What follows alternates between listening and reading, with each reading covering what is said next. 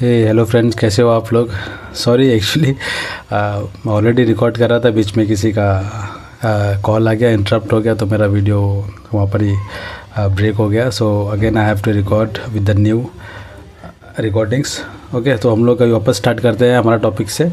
Okay, तो जैसे कि आप पर लिखा है कि as a part of inter governmental agreement with the US. Okay, intergovernmental agreement क्या होता है, जैसे कि मैंने पर बताया, इंटर गवर्नमेंट एग्रीमेंटल कभी भी जो होता है ये गवर्नमेंट टू गवर्नमेंट के बीच में होता है। ओके, जिसमें प्राइवेट कंपनी का इन्वॉल्वमेंट नहीं होता है। ठीक है, से फॉर एग्जांपल्स जैसे कि इंडिया और यूएस का एग्रीमेंट साइन हुआ है या फिर ट्रीटी साइन हुआ है। ओके, एग्रीमेंट को हम लोग क्या बोलते हैं, एग्रीमेंट ट्रीटी भी बोलते हैं। Okay, in broader way treaty भी बोलते हैं। ओके, तो इंडिया यूएस का है, तो इसमें गवर्नमेंट टू गवर्नमेंट का इन्वॉल्वमेंट रहेगा और ये बेसिकली ये डिफेंस को लेके होता है। ओके, आगे बढ़ते हैं। आगे क्या बोल रहा है, a move to procure 6 more P-8I submarines hunters before DAC this week. Okay, हम इसको आगे जानते हैं, आगे DAC क्या है। ओके, पर यहाँ पर क्या बोल रहा है, हेडलाइन से क्या समझ में आ रहा है कि इंडिया ने एक मूव लिया है। क्या मूव लिया है कि परचेस करने का, टू प्रोक्योर 6 more, मतलब 6 more मीन्स ऑलरेडी हमारे पास ये है। Okay, 6 more P-8I submarines hunters हम परचेस कर रहे हैं before DAC this week. Okay, ये है, इसके बारे में हम लोग आगे जानेंगे क्या है। ओके, आगे बढ़ते हैं। India is set to procure 6 additional Boeing P-8I aircraft. Okay, India ready है परचेस करने के लिए, एडिशनल 6 बोइंग एयरक्राफ्ट परचेस करने के लिए रेडी है। अभी एयरक्राफ्ट के बारे में वो क्या बताते हैं, a multi role long range maritime. Okay, मतलब ये मैरीटाइम मतलब ये multi role long range maritime जो एयरक्राफ्ट है वो इतने फीचर वाले, इसके अंदर इतना फीचर्स है कि जो सबमरीन्स अगर चाहे कितनी भी वेल फीचर से या फिर वेल टूल से इक्विप्ड हो तो भी एयरक्राफ्ट उसको आइडेंटिफाई कर लेगा। ओके, तो इस से फीचर के बारे में बता रहे हैं, वो एयरक्राफ्ट के फीचर के बारे में बता रहे हैं।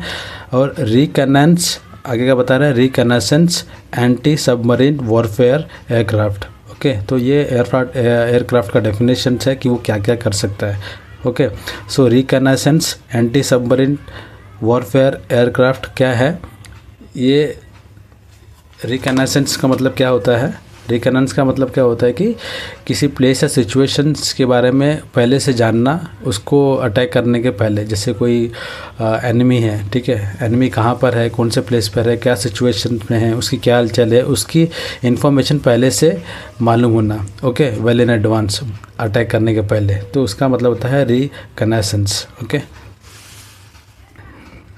चलो आगे बढ़ते हैं। ठीक है, as a part of inter governmental with the United States. So ये किसका पार्ट था, inter government agreement, as a part of inter government agreement, ये एग्रीमेंट का पार्ट था, inter government agreement with the United States. United States के साथ में जो हमने एग्रीमेंट साइन किया है ये उसका पार्ट है। अब इसके बारे में मैं और एक चीज़ ऐड करना चाहूँगा कि ये जो वॉरफेयर का submarine anti submarine warfare aircraft के बारे में बताया, ये एंटी सबमरीन वॉरफेयर एयरक्राफ्ट ये वर्ल्ड वॉर सेकेंड में भी यूज़ हुआ था। Okay, just to note. आगे बढ़ते हैं।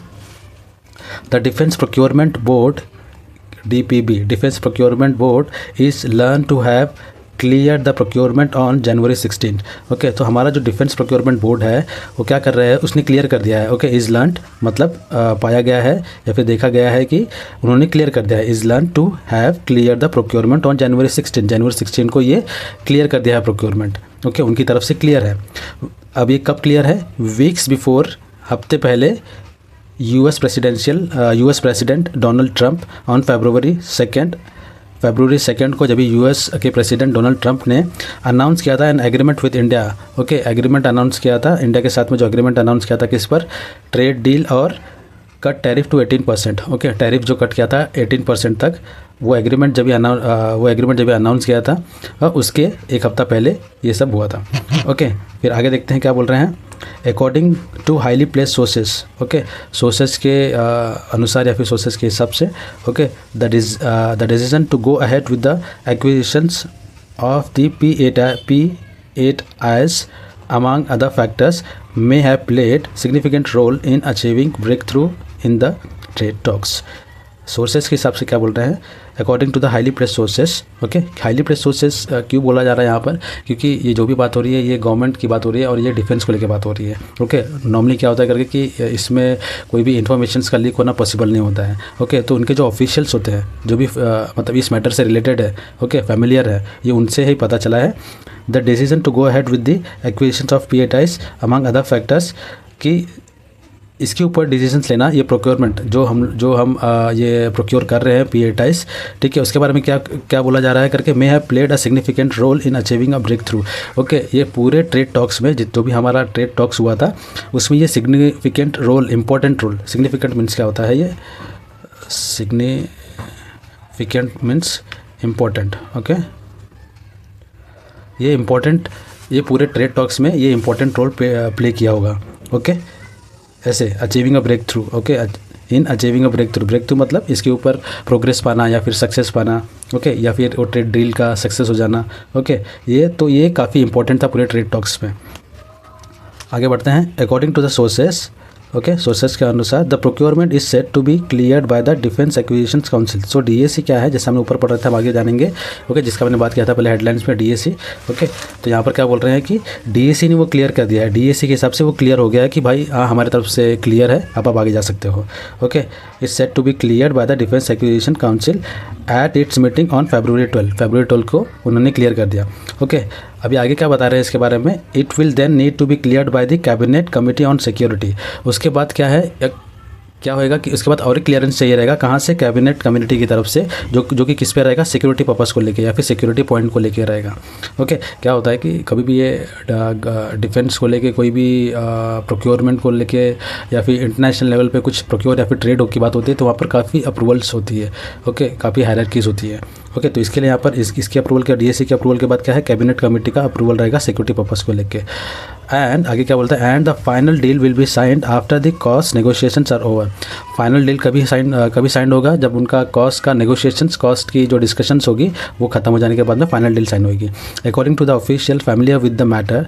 ओके, जो ऑफिशियल्स है जो कि मैटर से फैमिलियर है, उनके हिसाब से the procurement will be under the defence acquisition procedure 2020। Okay, ये जो प्रोक्योरमेंट हमने किया है वो क्या है, वो इसमें रिकॉर्ड होगा, डिफेंस एक्विजिशन प्रोसीजर 2020 में वो रिकॉर्ड होगा। अब ये क्या है, ये है डॉक्यूमेंट है। Okay, the document that governs all capital military procurement. ये वो डॉक्यूमेंट है जो भी कैपिटल मिलिट्री प्रोक्योरमेंट का मतलब क्या होता है, capital military procurement, capital, simple लिखता हूँ, कैपिटल प्रोक्योरमेंट। कैपिटल प्रोक्योरमेंट का मतलब होता है कि जो लार्ज एक्सटेंट तक यूज़ हो। ओके, ऐसे लिखता हूँ, लार्ज एक्सटेंट यूजेबल। ओके, जो हम लार्ज एक्सटेंट तक यूज़ करते हैं उसको हम लोग कैपिटल प्रोक्योरमेंट बोलते हैं। ओके, तो इसके लिए उसको यहाँ पर बोला गया है कि the document that governs all capital military procurement. Okay, और जो कि रिलेटेड है मिलिट्री से। ओके, तो उसको हम कैपिटल प्रोक्योरमेंट बोलते हैं। Thus eliminating any offset obligations to the US firm. Okay, इस वजह से क्या होता है, इस वजह से क्या हुआ है कि रिकॉर्ड जब हमने जो ये बुक में रिकॉर्ड किया है या फिर डॉक्यूमेंट में रिकॉर्ड किया है, इस वजह से क्या होगा, कोई भी ऑब्लिगेशंस नहीं रहेगी US की तरफ से। ओके, उनकी जो ऑब्लिगेशन से हम एलिमिनेट कर रहे हैं। ओके, अब ऑफसेट कर रहे हैं, ऑफसेट ऑब्लिगेशंस एलिमिनेट कर रहे हैं। ओके, तो ऑफसेट ऑब्लिगेशंस का मतलब क्या है कि जैसे क्या होता है, एग्जांपल्स के लिए अगर मैं बता दूँ, ऑफसेट बेसिकली मीन्स होता है जैसे किसी चीज़ को बैलेंस करना, कैंसल आउट करना। Okay, like balance out. Okay, या फिर कॉम्पनसेट करना। ओके, ये बेसिक इसका मीनिंग है। ओके, बैलेंस या फिर कॉम्पनसेट करना।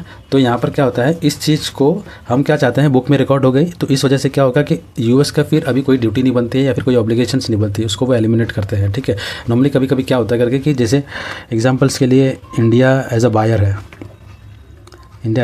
है, US एज अ सेलर है। तो क्या होता है कि इंडिया कभी भी कुछ ऐसा, एक एग्जांपल से लो, ये टॉपिक से रिलेटेड नहीं है, मैं जो ऑफसेट ऑब्लिगेशंस है उसके बारे में बता रहा हूँ। ठीक है, तो अगर इंडिया एज अ बायर ने कुछ परचेस किया है, जैसे कि 5,000 करोड़ का कुछ डील हुआ है, इंडिया जीत गया, तो कभी कभी क्या होता है कि US क्या करती है, US क्या करती है करके कि उसको 30% या फिर 20%, ठीक है, इन्वेस्ट करना होता है इंडिया में। ओके। ऐसे एज R&D में या फिर इंफ्रास्ट्रक्चर्स में या फिर इन्वेस्टिगेशंस में ऐसा इन्वेस्टमेंट करना पड़ता है, तो उसको वो चीज़ क्या है, तो वो उनकी ऑफसेट ऑब्लिगेशंस होती है। ओके, बट यहाँ पर क्या बोल रहा है कि ये एलिमिनेट कर रहा है, eliminate any offset obligations to the US firms. Okay, तो होप इट इज़ क्लियर। मैं आपको और एक बार समराइज़ कर देता हूँ कि क्या है कि एग्रीमेंट मतलब क्या होता है, ट्रीटी होता है गवर्नमेंट टू गवर्नमेंट के बीच में, जो इंटर गवर्नमेंट होता है ये गवर्नमेंट टू गवर्नमेंट के बीच में होता है। प्राइवेट कंपनी का इन्वॉल्वमेंट नहीं रहता है इसमें, ठीक है। इंडिया और US, और ये बेसिकली डिफेंस को लेकर रहता है। प्रोक्योर का मतलब हो गया, जैसे मैं आपको बताया कि परचेस हो गया। ओके, प्रोक्योर का मतलब परचेस हो गया, एयरक्राफ्ट हो गया, हेलीकॉप्टर हो गया, प्लेन हो गया। रिकनेसेंस का मतलब हो गया कोई इन्फॉर्मेशन को कलेक्ट करना, ठीक है, प्लेस या फिर सिचुएशंस के बारे में, और बिफोर अटैक। ओके, सिग्निफिकेंट का मतलब हो गया इंपॉर्टेंट हो गया।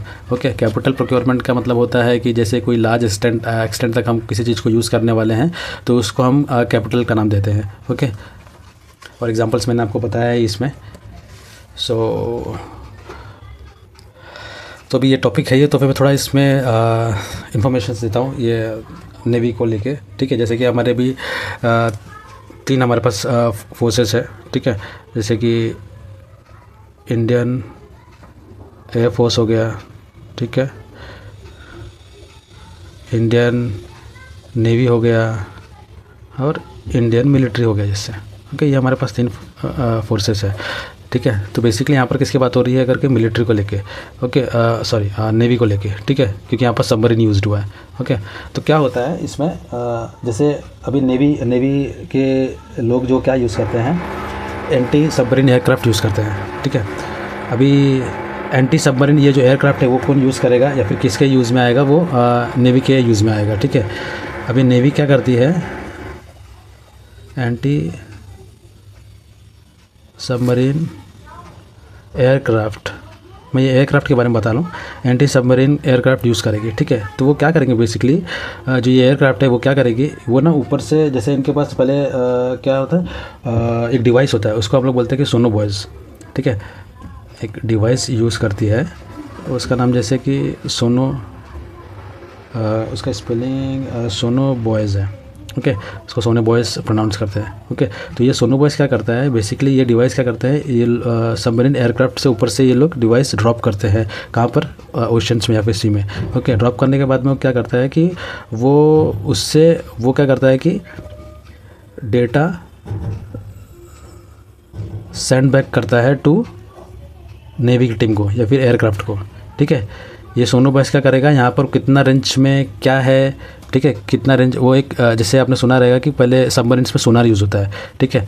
तो सोनार भी एक टाइप का डिवाइस है, ठीक है, जो उनको मालूम पड़ता है कि सोनार सिस्टम से कि सामने कोई भी अगर हिडन सबमरीन्स रहेगा वो रिकग्नाइज़ कर लेगा सोनार सिस्टम में। बस ये उसके एक लेवल एडवांस है। ये जो सिस्टम है एंटी सबमरीन एयरक्राफ्ट है, ये क्या करेगा, सोनो बॉयज़ ड्रॉप करेगा पानी में, ठीक है, या फिर ओशंस में, और वो डेटा सेंड बैक करेगा एयरक्राफ्ट को, ठीक है, कि यहाँ पर वो सबमरीन्स है, अगर कोई एनिमी का सबमरीन्स है। ओके, तो वो क्या करेंगे फिर एंटी सबमरीन, तो यहाँ पर वो लोग क्या करेंगे, एक टॉर्पेडो करके उनका वेपन्स रहता है। अब जैसे इसको मैं लिखता हूँ एंटी सबमरीन टॉर्पेडो, ठीक है। ये एंटी सबमरीन टॉर्पेडो क्या है, ये बेसिकली वेपन होता है नेवी का, ठीक है। तो ये आइडेंटिफाई होने के बाद में ये क्या करेंगे, एंटी सबमरीन टॉर्पेडो से ये वेपन से ये अटैक करते हैं। ओके, सो ये इतना वेल इक्विप्ड सबमरीन्स आज के टाइम पे हो गया है कि उनको एडवांस हो गया कि उनको आइडेंटिफाई करना बहुत मुश्किल हो जाता है, सोनार से भी बहुत मुश्किल होता है कभी कभी। तो इस वजह से ये एयरक्राफ्ट हमने परचेस किया है, जस्ट टू समराइज। इसकी वजह से ये क्या है, ये anti submarine aircraft India purchase कर रही है। तो कोई भी कितना भी उनके पास फीचर्स है, वेल इक्विप्ड सबमरीन्स हो, लेकिन ये एयरक्राफ्ट आइडेंटिफाई कर लेगा, ओके, सोनो बॉयज़ के थ्रू। और उनका जो टॉर्पेडो है उससे वो लोग अटैक करते हैं। Okay, then thank you very much. कुछ कहीं पे कोई डाउट हो या फिर कुछ भी आपको क्वेरी हो, प्लीज़ कमेंट कीजिएगा। Thank you very much for your support and subscribe. Thank you very much.